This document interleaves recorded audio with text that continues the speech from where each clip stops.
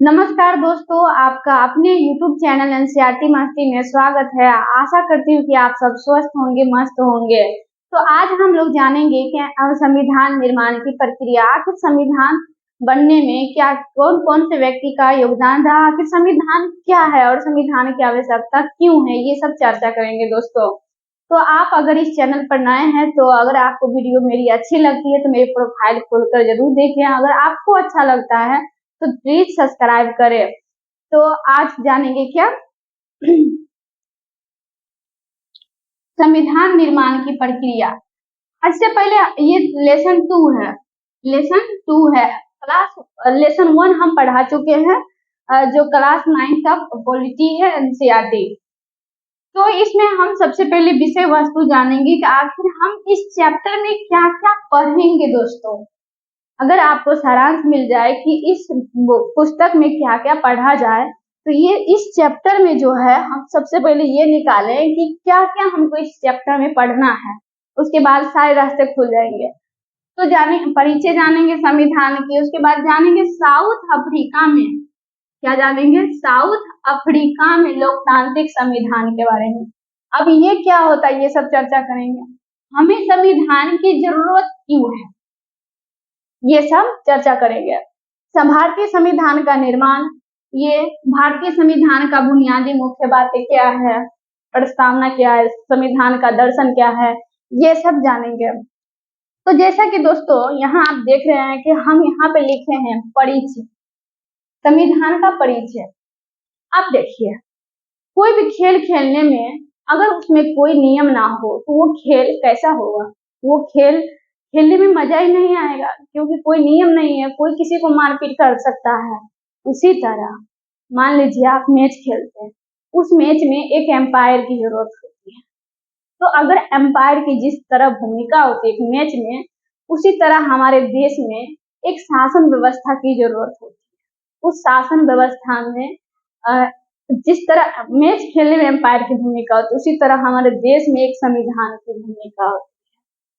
तो 17वीं 18वीं सदी का एक ऐसा दौर था जो पूरे विश्व में संविधान की बात को लेकर पूरी चर्चा हो रही थी, आम लोगों में चर्चा हो रही थी कि दुनिया में सबसे पहले संविधान हर देश में बनाया जाए। ऐसा लग रहा था कि मतलब कि पूरे विश्व में पहली बार संविधान का निर्माण हो रहा है, पर ऐसा भी नहीं है। संविधान निर्माण होता था प्राचीन काल में भी, लेकिन इस बार जो संविधान 17वीं 18वीं में ऐसा दौर था, लोग इतना शोषण से गुजर रहे थे, उस समय लोगों ने सोचा कि ऐसा संविधान बनाया जाए ताकि लोगों का शोषण ना हो, कोई हम पर अटैक ना करे। तो ये सब बातें लेकर ध्यान में रखकर संविधान का निर्माण किया गया।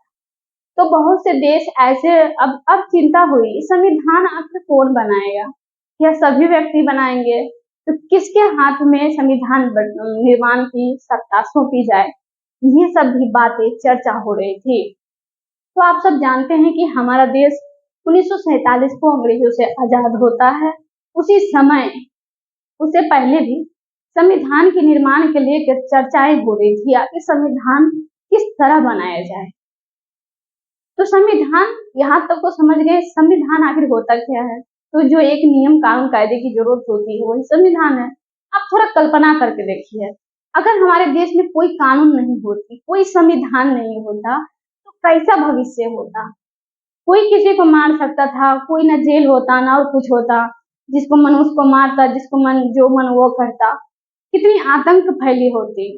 तो सोचिए, यह एक नागरिक को सुचारू रूप से चलाने के लिए संविधान की जरूरत होती है। तो ये सब चर्चा करेंगे, ठीक है। तो आज परिचय में हम जानेंगे संविधान की परिभाषा। तो कुछ बुनियादी नियम है इसका, संविधान का, जिनका पालन नागरिकों और सरकार को, किसको दोस्तों, नागरिकों और सरकार दोनों को करना होता है। कुछ नियम कानून ऐसे होते हैं जिसका पालन नागरिक और सरकार दोनों करना होता है। ऐसे सभी नियमों का सम्मिलित रूप ही संविधान कहलाता है। मतलब कुछ ऐसे कानून नियम होते हैं जिसमें नागरिक और सरकार दोनों को सम्मिलित रूप से फ्लो करना पड़ता है। इसी को हम क्या कहते हैं, संविधान कहते हैं, कॉन्स्टिट्यूशन कहते हैं। तो दोस्तों संविधान, अब यहाँ तक समझ गए होंगे संविधान क्या है, परिभाषा। संविधान नागरिकों के अधिकार और सरकार की शक्ति देता है, यानी संविधान नागरिकों के अधिकार के लिए सरकार को शक्ति प्रदान करता है। ठीक है, यहाँ तक समझ गए। अब हम इससे पहले, हमारे संविधान निर्माण से पहले इस चैप्टर में वर्णन किया गया है साउथ अफ्रीका के लोकतांत्रिक संविधान की कहानी। कोई भी देश में संविधान अपने आप, खास तौर पर जो लोकतांत्रिक है, वो अपने आप नहीं बने, उसमें बहुत सारे संघर्ष का योगदान है। तो संघर्ष करने के बाद लोकतांत्रिक संविधान बनाया गया।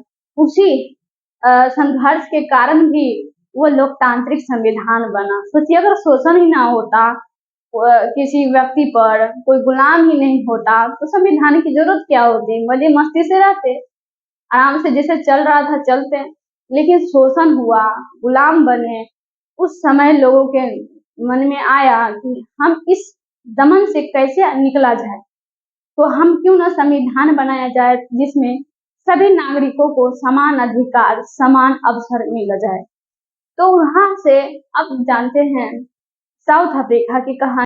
तो दोस्तों अगर हमारे देश में बात किया जाए कि अंग्रेज सिर्फ गुलाम बनाए थे हम लोगों को, लेकिन यहाँ पे निवास नहीं किए थे, उसका यहाँ केंद्र नहीं बना था रहने के लिए, वह केवल व्यापार की दृष्टि से आया था। अगर वही साउथ अफ्रीका में बात किया जाए तो वहाँ पे वो वहाँ का निवासी बन गया, वहाँ रहने लगा।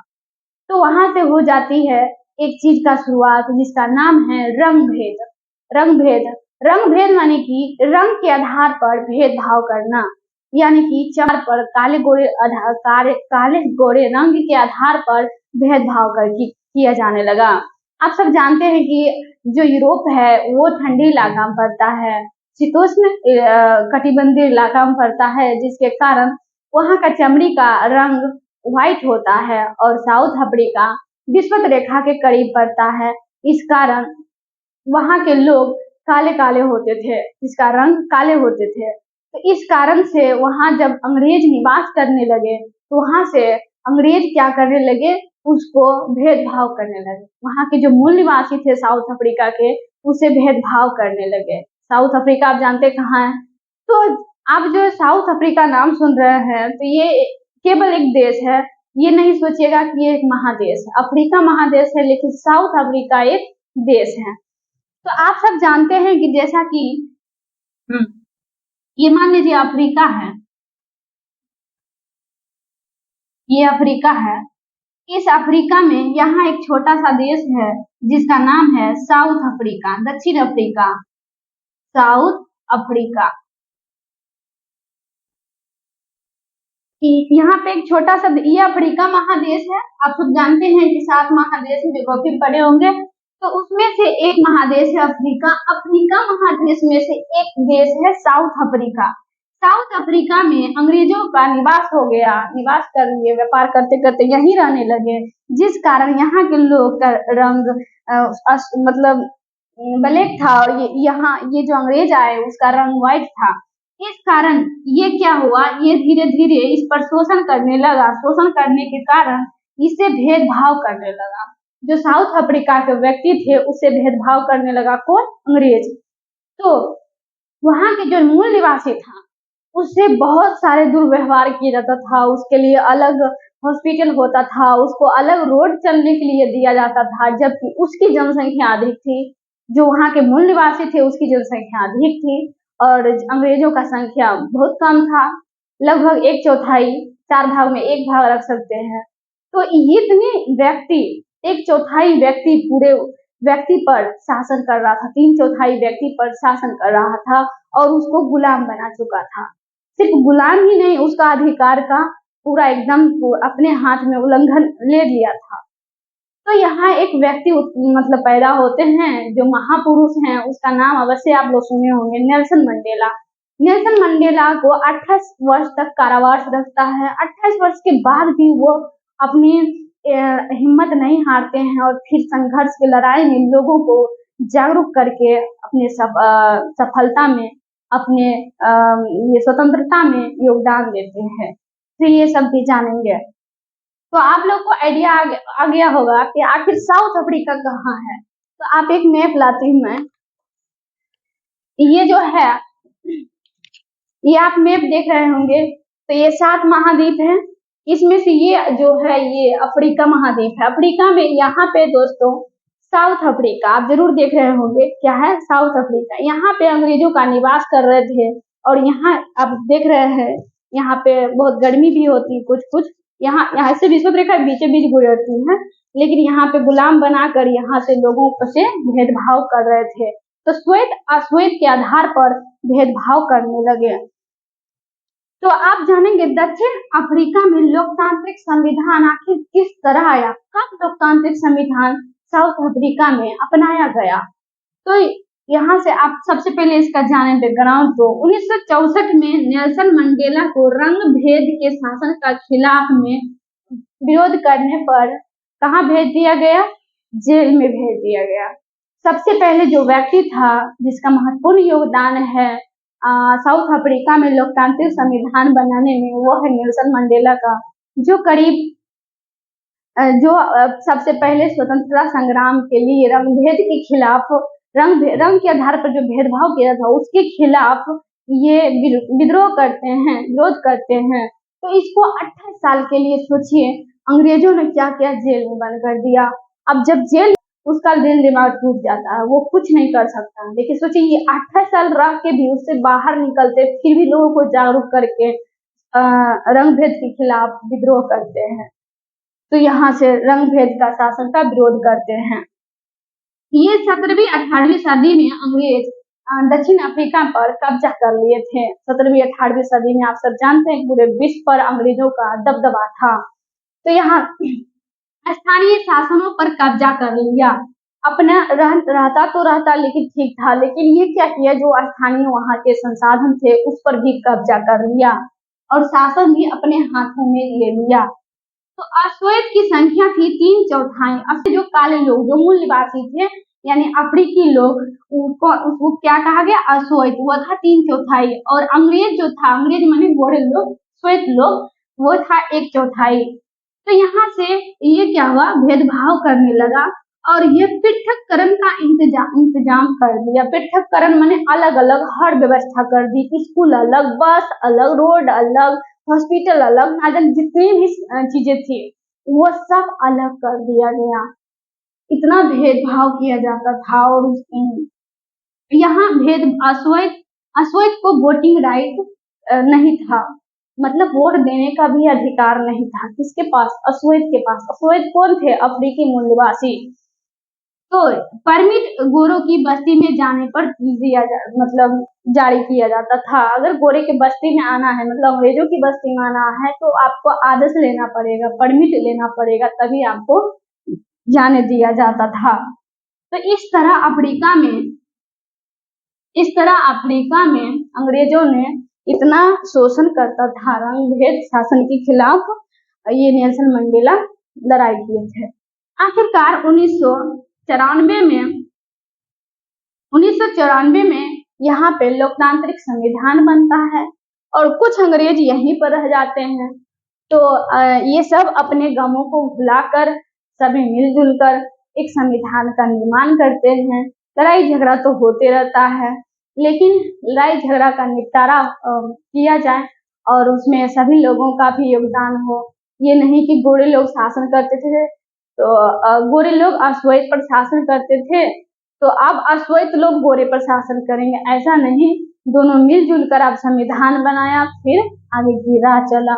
तो 1994 में पूर्ण रूप से लोकतांत्रिक संविधान। तो दोस्तों, जैसा कि आप सब जानते हैं कि नेल्सन मंडेला साउथ अफ्रीका में रंगभेद के खिलाफ विरोध किया था और एक लोकतांत्रिक संविधान बनाने में उसका एक महत्वपूर्ण योगदान है। तो उसका एक दो कथन है, कथन से मैं बहुत प्रभावित हूँ और आप लोग भी शायद सुनेंगे तो बहुत प्रभावित होंगे। तो दरअसल जब आप नेल्सन मंडेला का व्यक्तिगत बातें पढ़ेंगे तो वो गांधीवाद से प्रेरित, हमारे गांधी जी के दर्शन से प्रभावित थे। तो यहाँ इन्होंने कहा कि नेल्सन मंडेला एक इंगित कर रहा है कि मेरी इच्छा है कि साउथ अफ्रीका के लोग, दक्षिण अफ्रीका के लोग कभी भी अच्छाई पर विश्वास करना ना छोड़े। यानी अच्छाई पर विश्वास मनुष्य को करना चाहिए। हम लोगों को भी विचार नेल्सन मंडेला से लेना चाहिए। फिर ये बोलते हैं कि इस नेल्सन मंडेला का कथन दूसरी है कि इस बात में आस्था रखे, विश्वास रखे कि मनुष्य जाति पर विश्वास करना ही हमारे लोकतंत्र का आधार है। यानी कहा कि हम जब लोकतांत्रिक शासन बना, लोकतांत्रिक संविधान साउथ अफ्रीका में बना, तो क्या गोरे लोगों को अधिकार नहीं देंगे? ऐसा नहीं है। इसको हमें लोगों पर विश्वास करना चाहिए, हमें उसे बराबर अधिकार, समान अधिकार देना चाहिए। देखिए ये कितनी प्यारी दो कथन हैं। ये कथन से मैं आप लोग भी शायद बहुत प्रभावित हुए होंगे कि मेरी कामना है कि साउथ अफ्रीका के लोग कभी भी अच्छाई पर विश्वास करना ना छोड़े। और दूसरी क्या कह रहा है, इस बात में आस्था रखे कि मनुष्य जाति पर विश्वास करना ही हमारे लोकतंत्र का आधार है। तो दोस्तों हम जानेंगे कि हमें संविधान की जरूरत आखिर क्यों पड़ती है, आखिर हमें नियम कायदे कानून की जरूरत क्यों होती है, तो ये सब जानेंगे। तो संविधान का कार्य क्या है, यहाँ से पता चल जाएगा। संविधान का कार्य क्या है, विभिन्न तरह के लोगों के बीच भरोसा व सहयोग विकसित करना होता है। विभिन्न तरह के लोगों और सरकारों के बीच सहयोग विकसित करना होता है। यानी कि अगर संविधान नहीं रहेगा तो लोगों में विश्वास नहीं रहेगा, एक दूसरे लोग पर विश्वास नहीं करेंगे, ना ही कभी किसी का मर्डर हो सकता है, कभी कुछ भी हो सकता है, किसी को न्याय नहीं मिलेगा। तो इस कारण हमें संविधान की आवश्यकता होती है, हमें कानून की आवश्यकता होती है। तो यह सहयोग विकसित करता है, सरकार का गठन करता है, सरकार को निरंकुशशाही से भी बचाता है। कौन? संविधान। अगर संविधान नहीं रहेगा तो सरकार का गठन हम कैसे करेंगे? कोई अपने आप सरकार बन जाएगा तो वो अपने आप ही शासन करेगा, निरंकुशशाही हो जाएगा, अपनी मर्जी से शासन करेगा। इसलिए हमें संविधान की आवश्यकता होती है। तो इस तरह हम सरकार को गठन करते हैं और फैसले का अधिकार भी करते हैं। सरकार के अधिकारों को भी सीमा तय करते हैं। सरकार के अपने अधिकार से उसको सीमा तय, लक्ष्मण रेखा के अंदर ही, एक लक्ष्मण रेखा के अंदर उसको काम करना होता है। किसको? सरकार को। अगर वो उल्लंघन करता है तो उसे संविधान के द्वारा दंड भी दिया जा सकता है। तो सोचिए संविधान हमारे लिए कितना। तो दोस्तों संविधान निर्माण में कई महापुरुषों का योगदान रहा। हमारे भारतीय संविधान निर्माण में बहुत सारे महापुरुषों का योगदान है, जिसमें है डॉक्टर भीमराव अम्बेडकर, इसमें डॉक्टर राजेंद्र प्रसाद, ये सब सरोजिनी नायडू, ये सब चर्चा करेंगे। तो इसका थोड़ा कुछ जीवन परिचय जान लेना चाहिए, आखिर संविधान में इसका क्या योगदान रहा और इसका क्या बैकग्राउंड रहा। तो इसका तो मतलब इस चैप्टर में हल्का हल्का वर्णन, इसलिए हल्का हल्का वर्णन कर रहे हैं। तो भीमराव अम्बेडकर जी का जन्म 1891 में मध्य प्रदेश के मऊ इलाके में होता है। इसका मृत्यु 1956 में होता है। ये प्रारूप कमेटी के अध्यक्ष थे। बाबा साहेब अम्बेडकर प्रारूप कमेटी क्या थे? अध्यक्ष थे। स्वतंत्र भारत की पहली कानून मंत्री कौन बना? ये बना Baba Saheb Ambedkar. Republic Party of India के संस्थापक थे। तो इतना आप जान गए। अब जानते हैं राजेंद्र प्रसाद की जीवनी कुछ। तो संविधान सभा के उपाध्यक्ष थे। संविधान सभा के अध्यक्ष भारत के प्रथम राष्ट्रपति थे कौन? डॉक्टर राजेंद्र प्रसाद। चंपारण सत्याग्रह में इसका प्रमुख योगदान था। आप जानते हैं अब्दुल कलाम के बारे में। अब्दुल कलाम आजाद मुस्लिम लीग अलगाववादी राजनीति के विरोधी थे। मुस्लिम लीग जो पार्टी था जिसका गठन 1906 में होता है, यह जब एक अलग देश की मांग कर रहा था तो अब्दुल कलाम आजाद इसका विरोध करते थे कि नहीं, हम सभी को एक देश एकजुट होकर रहना चाहिए। प्रथम शिक्षा मंत्री था अब्दुल कलाम आजाद। कांग्रेस नेता भी थे। आप जानते थोड़ा कुछ महिलाएं भी योगदान था संविधान सभा में, संविधान निर्माण में। सरोजिनी नायडू एक कवित्री थी, लेखिका थी, कांग्रेस की अग्रणी महिला नेता थी और यह यूपी में प्रथम महिला राज्यपाल बनती है। तो फ्रेंड्स, भारतीय संविधान का निर्माण किस तरह हुआ, आइए जानते हैं कि कब कब हमारे देश में संविधान को लेकर निर्माण की चर्चाएं हो रही थी। तो सबसे पहले 1928 में, 1928 में मोतीलाल नेहरू ने संविधान लिखा था। कब दोस्तों? 1928 में मोतीलाल नेहरू ने सबसे पहले हमारे देश में संविधान लिखा था, एक छोटा सा संविधान। तो एक बार और चर्चा हुआ था कराची अधिवेशन। कराची कहाँ है दोस्तों? वो पाकिस्तान में है। कराची कहाँ है? पाकिस्तान में है। तो एक अधिवेशन हुआ था 1931 में। कराची अधिवेशन में भारतीय राष्ट्रीय कांग्रेस के अधिवेशन में प्रस्ताव में भारत का संविधान कैसा होगा, यानी कि कराची अधिवेशन हुआ था, उसमें यह प्रस्ताव रखा गया कि भारत का संविधान कैसा होगा, ये बातें रखी गई। अब जानते हैं संविधान सभा में क्या क्या, कब कितने संविधान सभाएं हुई, कितनी संविधान सभा में कुल कितने सीटें हुआ, तो ये सब जानेंगे। तो सबसे पहले ये जानते हैं संविधान सभा क्या होता है। तो संविधान निर्माण के लिए जो सभाएं होती थी, बहुत सारे व्यक्ति बैठकर वहां पे चर्चाएं होती थी कि संविधान भारत का कैसा होगा, उसी को संविधान सभा कहा जाता है। जैसे ग्राम सभा होता है, गाँव में एक सभा होता है, एक सभा आयोजन किया जाता है जब उसमें प्रमुख व्यक्ति अपने निर्णय प्रस्तुत करते हैं, उसी तरह संविधान को लेकर एक सभा होती थी, उसमें अपने अपने निर्णय प्रस्तुत करते थे, उसी को संविधान सभा कहा गया दोस्तों। तो सबसे पहले संविधान सभा 1946 में हुआ था। 1946 नहीं हुआ था, नहीं, चुनाव हुए थे। कब? संविधान सभा सबसे पहले 1946 में एक चुनाव कराया गया था संविधान सभा के लिए। तो पहली बैठक 9 दिसंबर 1946 को होती है। संविधान सभा की पहली बैठक कब होती है दोस्तों? 9 दिसंबर 1946 को। आपको क्वेश्चन में भी आ सकता है। इसका अध्यक्ष कौन था पहली बैठक का? सच्चिदानंद सिन्हा, जो बिहार के रहने वाले निवासी थे। संविधान सभा की टोटल सीट 299 थी, कुल सीट 166 हुआ। प्रारूप कमेटी के अध्यक्ष बाबा साहेब अम्बेडकर थे। तो आगे हम नेक्स्ट वीडियो में चर्चा करेंगे भारतीय संविधान की बुनियादी मुख्य बातें, ये प्रियम्बल, आखिर प्रियम्बल के बारे बातें करेंगे नेक्स्ट वीडियो में। तो इसमें प्रियम्बल बहुत लंबा टॉपिक है, उसमें हम विस्तार से बताएंगे। तो आपको यहाँ तक इस वीडियो में बने रहने के लिए आपका बहुत बहुत धन्यवाद और यहीं समाप्त करती हूँ। जय हिंद।